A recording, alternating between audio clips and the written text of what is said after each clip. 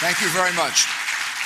Madam Rajavi, distinguished guests, all of you who have come here, it's a great honor to be here on behalf of this very important and urgent cause.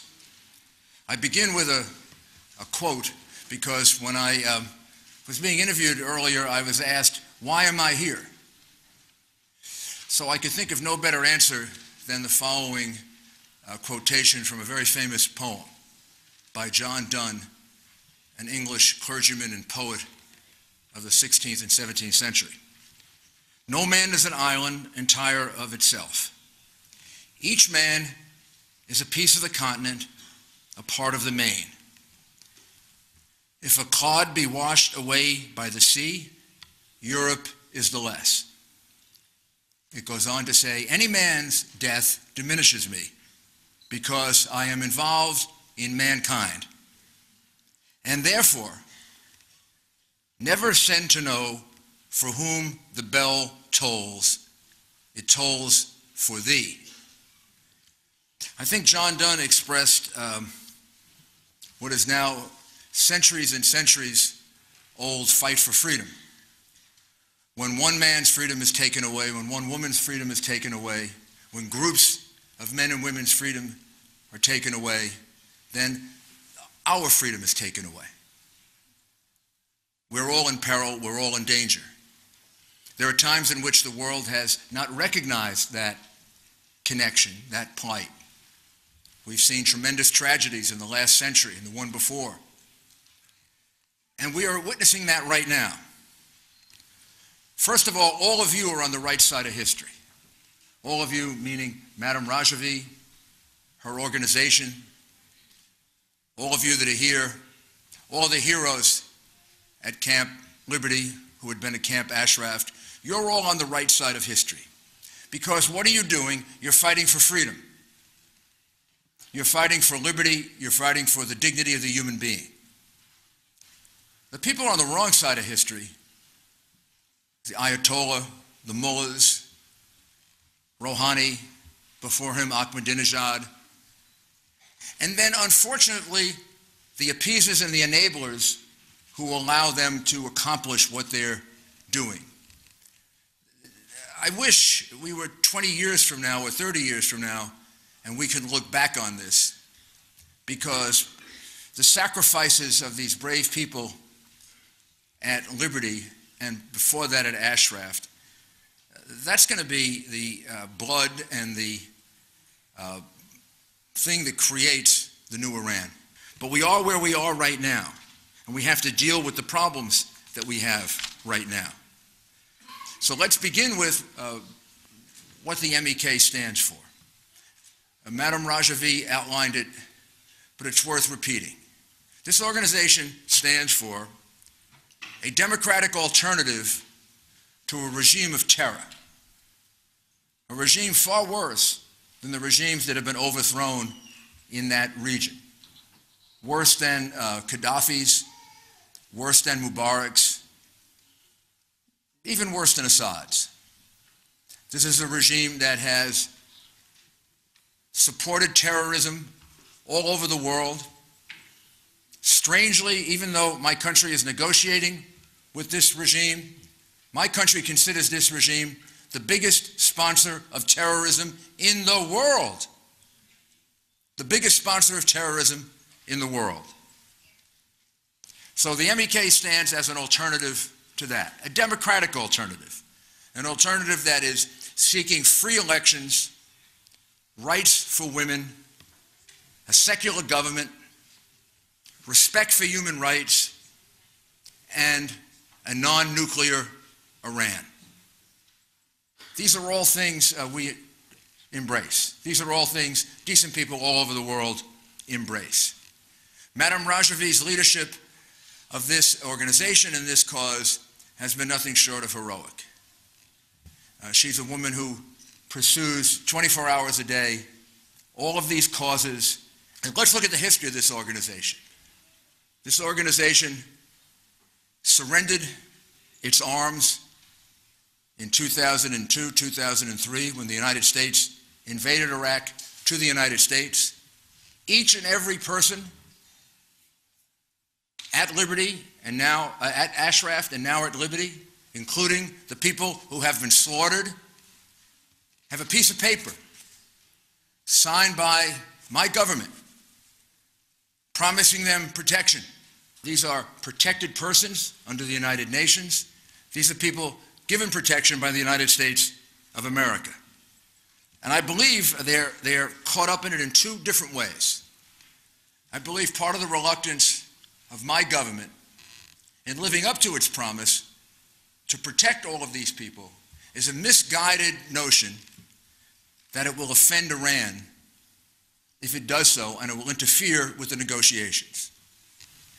Iran agreed before to not go forward with its nuclear program. It agreed to inspections before. That's what we're talking about now, isn't it? We're talking about they're not going forward with their nuclear program and having inspections. Well, Iran agreed to that before.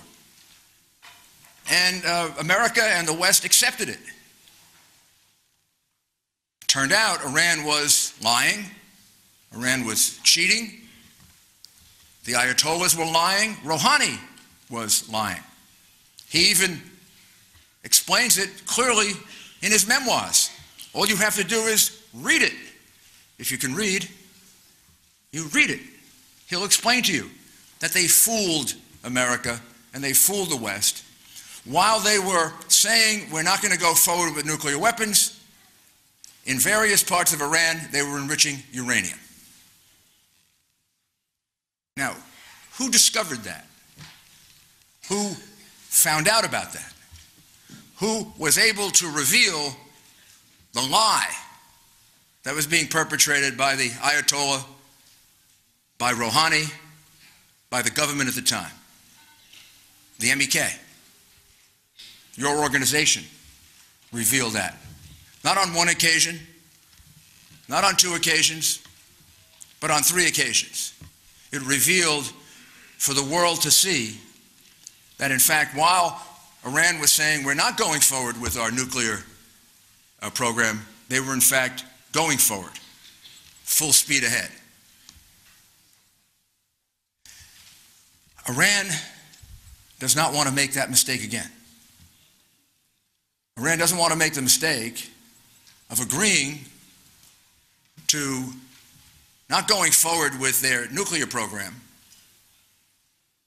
and then getting caught doing exactly what they intend to do. At some point, when it's convenient for them, at some point when they need more sanctions reduced, at some point when they need more concessions from the West, they are going to agree to not going forward with their nuclear program. They're going to agree to inspections.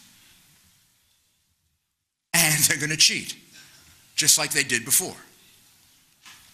But this time, they don't want the MEK or other people similarly situated to be able to pull the curtain open and explain to the world what they're doing.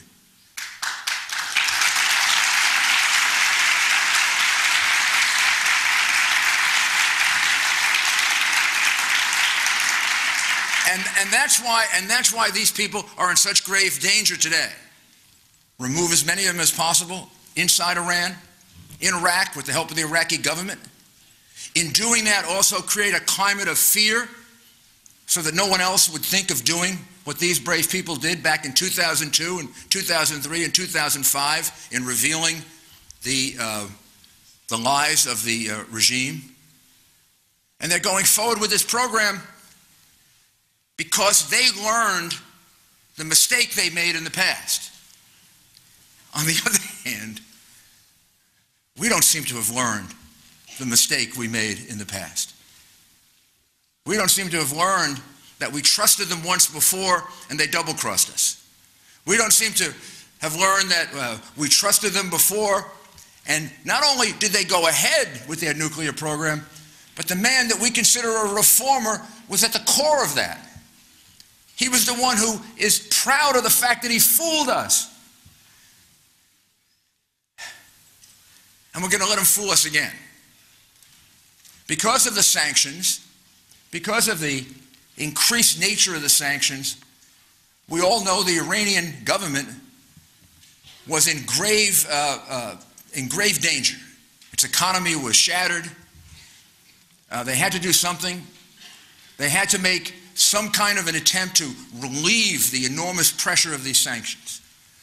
These sanctions were working. We should have let them continue to work to overthrow the regime. We should have made them work so that we could push the regime to the point where it completely renounced nuclear weapons, and a new regime could take its place that would live up to its promises. But instead of doing that, because we wanted to say that we had some kind of an agreement, whether it was a worthwhile agreement or not, we entered an interim agreement with them. This interim agreement has enormous problems. The 6 United Nations resolutions, including the most recent one, have all been to prevent Iran from having nuclear power. Whether they have it for peaceful purposes or they don't have it for peaceful purposes, their regime can't be trusted to have nuclear power. For that reason, the UN passed 6 resolutions prohibiting them from having any form of nuclear power. It makes no sense to allow a regime with the history of this regime to have any form of nuclear capacity. The negotiations have to end up this way. None. No nuclear capacity for this regime so long as this is the regime running Iran. None. Zero.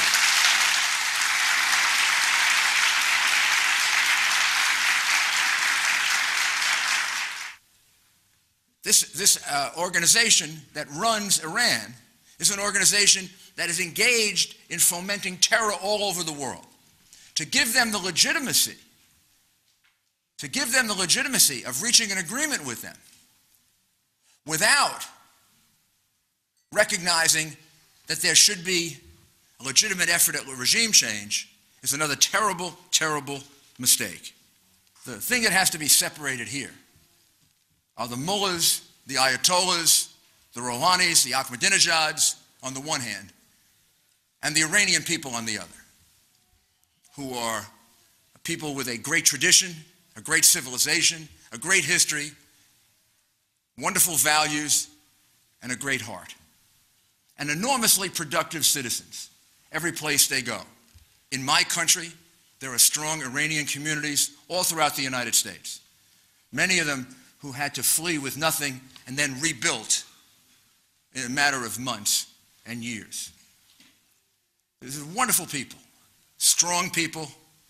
It's the reason I know that the overthrow of this regime is going to come about sooner rather than later.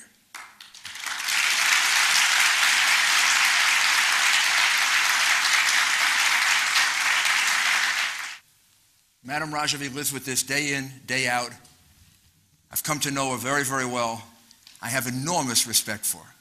I wish, I pray, that my country would live up to its promise.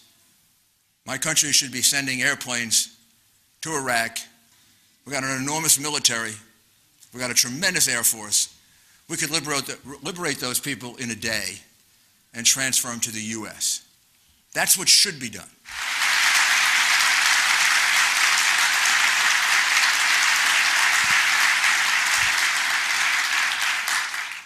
And all I ask you to think about for a moment is just a few days before the Berlin Wall fell, people thought it would be there for another 50 years.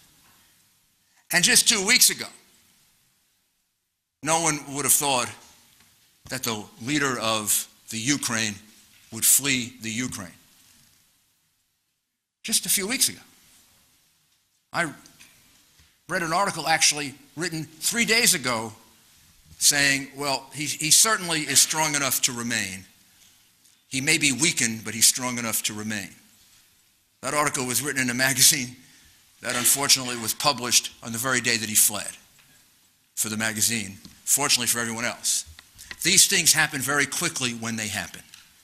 These things always involve meaning the fall of a regime that is built on tyranny, murder, oppression, terrorism, and horror. Because it's a very weak foundation, because it's amassed enormous numbers of enemies over the years, many of whom are just afraid to step forward. But all of a sudden, if one steps forward, and two and three, and then everybody can step forward. So this can happen.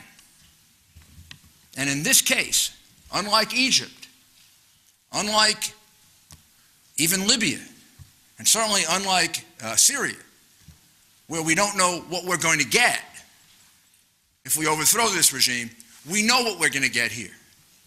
We're going to get a regime, we're going to get an organization and help guide it that believes in democracy, rights for women, a non-nuclear Iran, a regime of law and order, a regime that fits into exactly what all the good governments of the world stand for.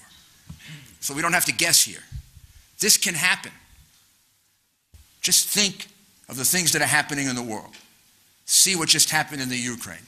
And because of what you're doing, it's going to happen in Iran. I can't tell you the day. I can't tell you the hour. I can tell you it's going to happen. And when it happens, everyone's going to be shocked. Everyone's going to say, we never thought it could happen. But it can happen because all the same elements are there. And you have extraordinarily handled yourselves to gain the respect of the world. I leave with, once again, words to the people who have the most at stake here, the people at Liberty. We're with you. There are many, many in my country, in Norway, all over the world that have so much respect for you. You're not going to be forgotten. We are not going to let you down. And as long as we have voices, those voices are going to be raised to seek for you and for your people what you deserve. Freedom, democracy, decency, and an Iran that lives up to its tradition and history. Thank you, and God bless you.